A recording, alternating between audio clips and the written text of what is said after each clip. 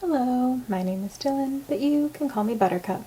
Welcome to Buttercup Yarn Art, a soft-spoken video journal where I play with yarn and share my thoughts. I hope you enjoyed this video, and if you'd like to see more, please subscribe. If there's anything you'd like to hear me talk about, please leave a comment to let me know.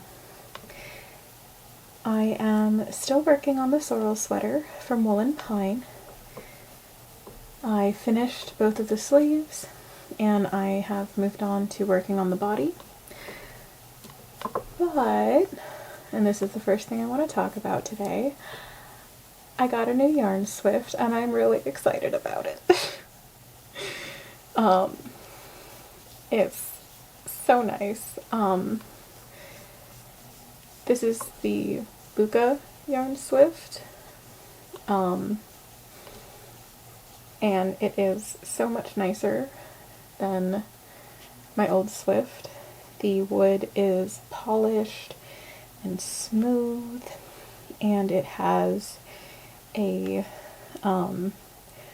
locking mechanism, which my old swift does not. My old swift kind of had a problem where it would kind of slide down as I was working with it. My guess is the manufacturers figured that because the wood was unpolished, friction would keep the mechanism from falling. It didn't work that way every time. Sometimes it did, but not always. But this one has that locking mechanism, and it doesn't,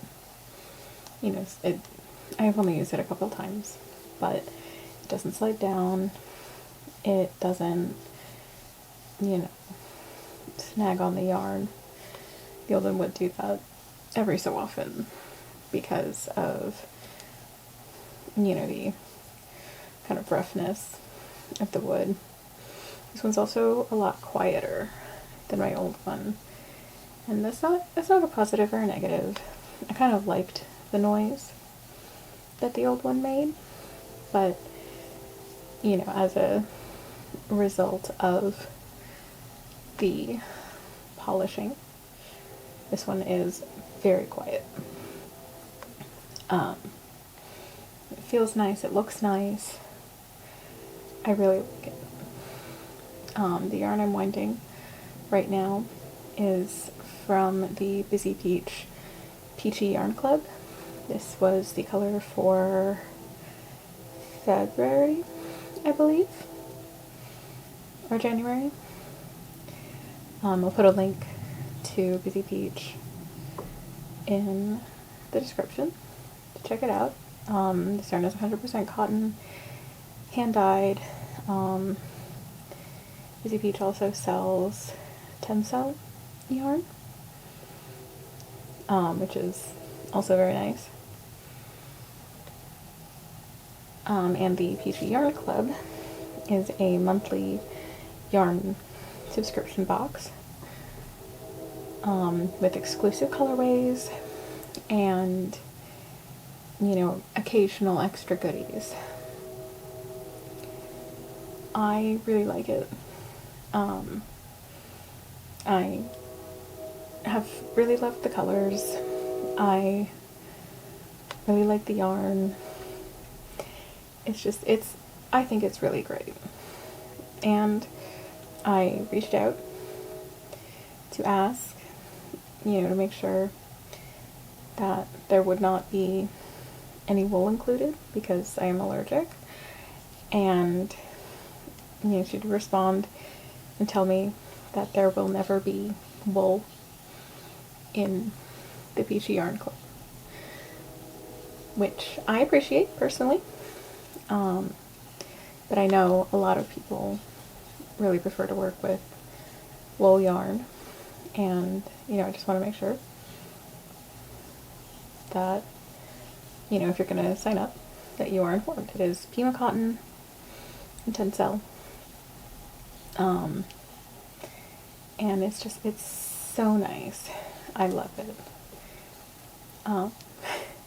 I really love this colorway as well, because it is my two favorite colors. I don't know how well that's visible with my setup, but it's black and purple, which are my two favorite colors.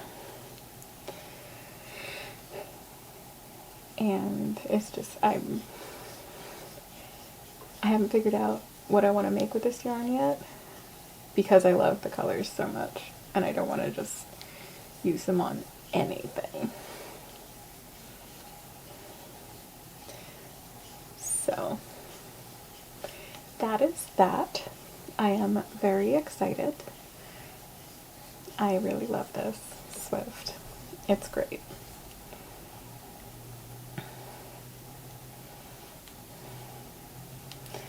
The second thing that I want to talk about today actually has nothing to do with yarn. For once. The second thing that I want to talk about is tabletop role-playing games. And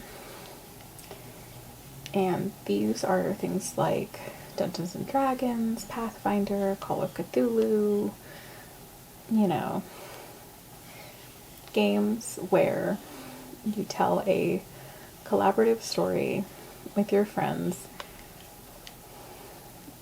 typically at a table, but especially lately, they have been increasingly played online, which is how I mainly play. I mainly play Dungeons and Dragons with my friends. I really, really, really love collaborative storytelling in general, and tabletop role-playing games basically bring rules, complicated rules, into telling a story with your friends. And I know this is going to sound weird, but that is my jam. I love it. I love it. And I watch a show called Critical Role. Some of you may have heard of it. It's very popular.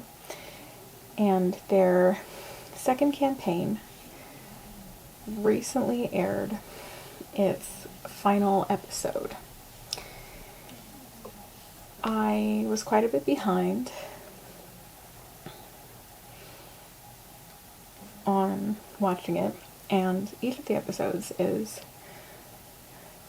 typically around 3 to 4 hours long. And I was about 30 episodes behind.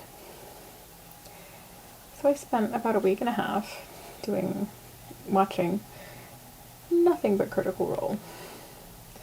And I caught up very, very quickly in time to watch the finale episode, which was my goal in the first place. The finale episode was 7 hours long. And because of time zones, for me, Critical Role airs live starting at 10 p.m. So to watch that live, I was up until 5 a.m. I planned for this. I slept in that morning. I took a nap that afternoon. I slept in the next morning. And you know, I had a really good time.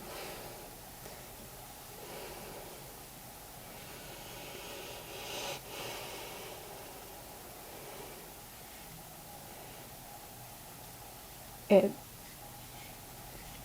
was so different from anything I could have expected from it, but it was really fun to watch, and I really had a good time. And it has brought up in the tabletop RPG fandom, community, whatever you want to call it, kind of a conversation about marathon gaming sessions. There are two main camps. In the first camp are people who really prefer keeping sessions shorter and do not enjoy sitting around for more than 3 or 4 hours playing games like Dungeons and Dragons. They still enjoy playing, they just don't like playing for that long. And then there is the camp that I am in, which is made up of people who really enjoy marathon gaming sessions and, really love playing tabletop role-playing games for hours and hours and hours on end.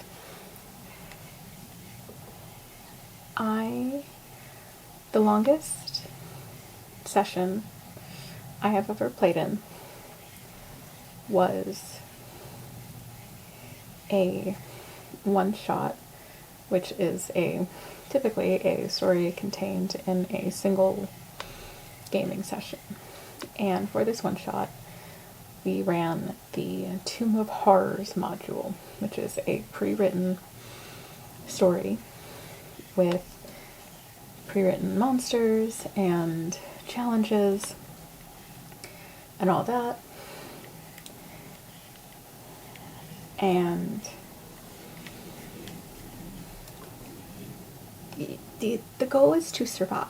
The goal isn't really a particular story, it is to survive the experience. I had 3 different characters die over the course of this session, and my 4th character almost died. And this session lasted for 12 hours. We convened at 10 a.m. and did not disband until 10 p.m. And I loved it. I really enjoyed it. I had to take a break around dinner time while the pizza was being ordered because I needed to recharge my people batteries. But once I had that break, once the pizza was arrived, I can speak. Once the pizza had arrived, I was good to finish the session. I have not had a marathon session like that since, but the closest I've gotten are the really long episodes of Critical Role, including the finale. I enjoy spending hours and hours telling a story with other people. And I wish I could do more of it. Because it's one of my favorite things. Just telling stories with my friends is one of my favorite things. And I think more people should try it. Because telling stories with other people is, in my opinion, one of the classic human experiences. And Dungeons and Dragons is not the only tabletop role-playing game. There are sci-fi based ones, superhero based ones. There are some with lots of rules and some with very few rules. I wish more people would play role-playing games. because I think so many of the people who would enjoy them are intimidated by the rules heaviness of games like Dungeons and Dragons and Pathfinder. But there are so many other systems that can, you know, be a lot simpler to play and be a lot easier to get into while still telling complex and amazing stories with your friends and family. And if you know anyone who plays, ask them if you can sit in a session while they play to see how it works. Maybe, you know, try playing in a one-shot if that's a thing that they do.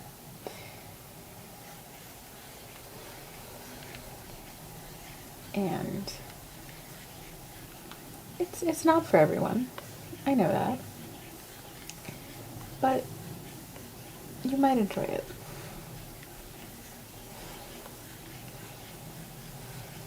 Who knows? It is, in my opinion, worth a try.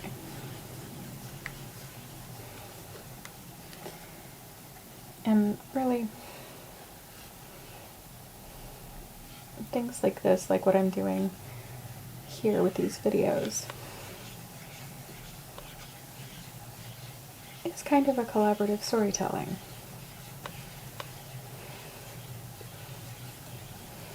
And I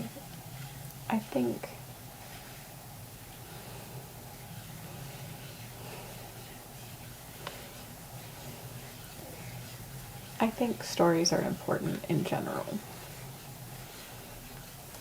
And I really appreciate Critical Role for sharing the stories that they have with their audience. And I can't wait for the next campaign to see what stories they have yet to share with us. And I think that's everything that I wanted to say. So, thank you very much for watching. I hope you enjoyed this video, and I hope you have a wonderful day.